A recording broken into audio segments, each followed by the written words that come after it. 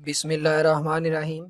Chapter number 5 में next topic जिसमें हम लीनियर और एंगुलर वेरिएबल्स के दरमियान में रिलेशन को डिस्कस करेंगे, उससे पहले आपको एक कॉन्सेप्ट बताता चलूं जिसमें हम रिजिड बॉडी की रोटेशन और रेफरेंस लाइन के मुतल्लिक बात करते हैं।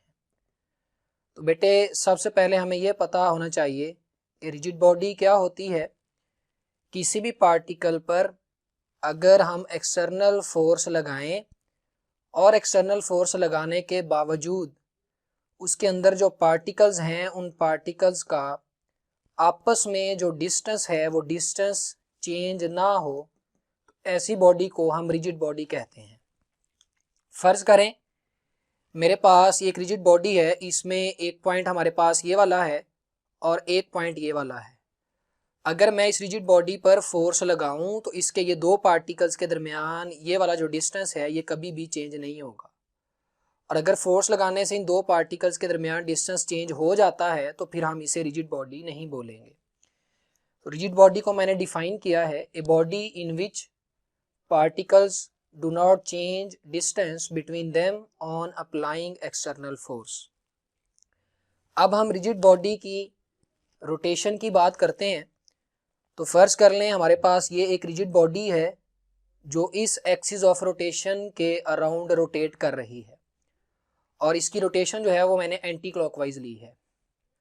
और हम मान लेते हैं कि ये हमारे पास जो एक्सिस ऑफ रोटेशन है ये जी एक्सिस के अलोंग है।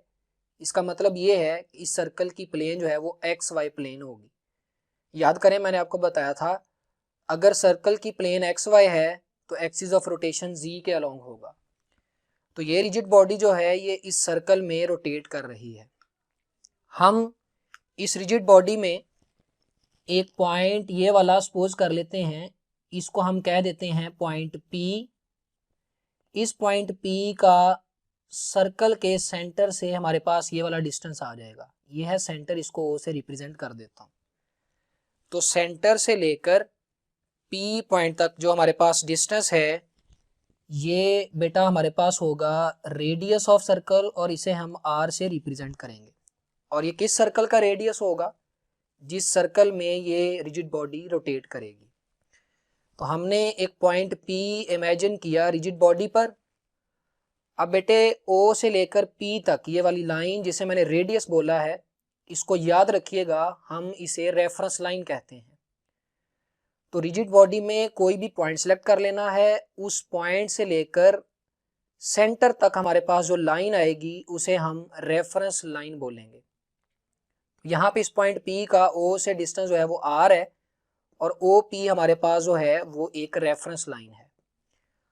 अब जिस वक्त ये रिजिड बॉडी जो है ये सर्कल में रोटेट करेगी तो क्या होगा? फर्ज कर लें हमारे पास इस रिजिड बॉडी पर ये वो पॉइंट है जिसको हमने P बोला है और हमारे पास ये वाला पॉइंट जो है ये पॉइंट O है, लिहाजा हमारे पास ये होगी रेफरेंस लाइन। अब जब रिजिड बॉडी रोटेट करेगी इस तरह से तो बेटे देखो ये पॉइंट P यहाँ से मूव करके इधर चला जाएगा। ये देखो पॉइंट P यहाँ है, जब रिजिड बॉडी ने रोटेट किया तो पॉइंट P यहाँ आ गया, यानी पॉइंट P यहाँ मौजूद है, पहले पॉइंट P यहाँ पर मौजूद था।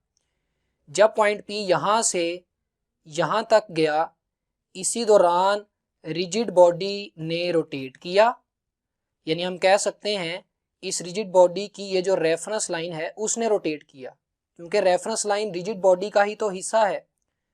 तो अगर रिजिड बॉडी यहाँ से रोटेट करके यहाँ जा रही है तो रेफरेंस लाइन भी आप गौर करें यहाँ से यहाँ जा चुकी है। तो दो पॉइंट्स बोले मैंने। हमारे पास जब रिजिड बॉडी रोटेट करती है तो इसका मतलब है कि OP रेफरेंस लाइन भी रोटेट कर रही है। जितना एंगुलर डिस्प्लेसमेंट रिजिड बॉडी बनाएगी रेफरेंस के साथ, यानी अगर रिजिड बॉडी यहाँ से यहाँ चली गई, फर्ज कर लें ये एंगुलर डिस्प्लेसमेंट 45 है, तो रेफरेंस लाइन ने भी एंगुलर डिस्प्लेसमेंट 45 ही बनाया होगा। तो जब रिजिड बॉडी रोटेट करती है तो OP रेफरेंस लाइन भी रोटेट कर रही है उसके साथ साथ। और इसी दौरान पार्टिकल P जो है वो एक पोजीशन से मूव करके दूसरी पोजीशन पर चला जाता है। ये देखें पार्टिकल P यहाँ था, यहाँ से मूव करके यहाँ आ गया, ये देखें, और रिजिड बॉडी रोटेट कर गई। तो इस दौरान मैंने अभी आपको बताया जितना एंगुलर डिस्प्लेसमेंट रिजिड बॉडी बनाएगी रेफरेंस के साथ, उतना ही ये रेफरेंस लाइन ओपी बनाएगी। और इसी तरह हम कह सकते हैं कि जितनी एंगुलर वेलोसिटी के साथ रिजिड बॉडी रोटेट करेगी, उतनी ही एंगुलर वेलोसिटी के साथ ये रेफरेंस लाइन रोटेट कर रही होगी।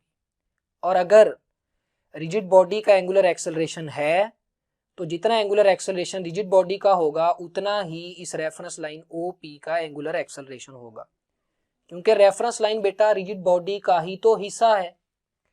तो हम कह सकते हैं angular velocity of rigid body is equal to angular velocity of OP line, यानी रेफरेंस लाइन।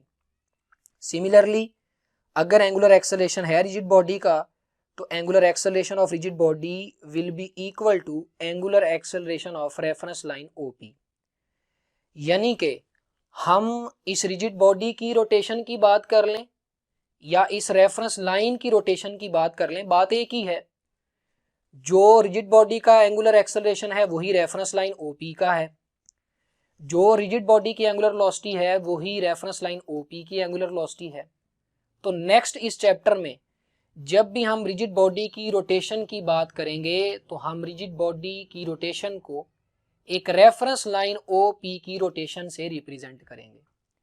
लिहाजा मैं कह सकता हूं rotation of rigid body can be explained, कि रिजिड बॉडी की रोटेशन को एक्सप्लेन किया जा सकता है किस चीज से?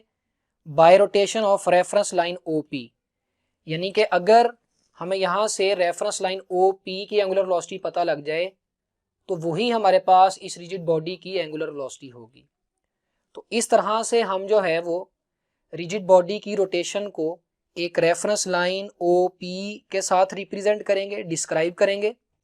और इसी कॉन्सेप्ट को हम अगले लेक्चर में डिस्कस करेंगे, जिसमें हम लीनियर वेलोसिटी और एंगुलर वेलोसिटी का आपस में रिलेशन बनाएंगे और एंगुलर एक्सेलरेशन और लीनियर एक्सेलरेशन का आपस में रिलेशन बनाएंगे।